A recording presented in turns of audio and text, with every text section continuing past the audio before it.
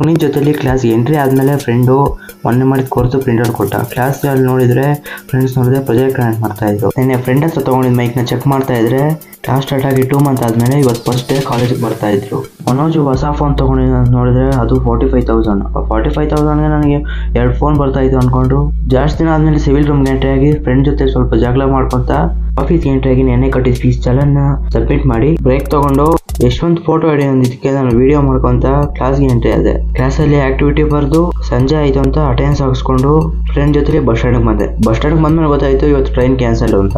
Train ಯಾವಾಗ ಇದ್ದಿದೆ ಅಂತ bus ಹತ್ತಿ KGF ಬಂದು KGF ಅಲ್ಲಿ ಬಂಗಾರಪೇಟೆ ಬಸ್ ಹತ್ತಿ ಬಂಗಾರಪೇಟೆ ಬಸ್ ಸ್ಟ್ಯಾಂಡ್ ಇಳಿದು ರೈಲ್ವೆ ಸ್ಟೇಷನ್ ಬಂದು ಟ್ರೈನ್ ಹತ್ತಿ ನಾನು ಬಂದಿದ್ದು ಬೇಟನಹಳ್ಳಿಗೆ. ಟ್ರೈನ್ ಹೊಡೆದೆ ಬೇಟನಹಳ್ಳಿ ಸ್ಟಾಪ್ ಹೊಡೆದೆ, ಒಂದು ಮಾಲ್ ಸ್ಟಾಪ್ ಕೊಟ್ಟರು.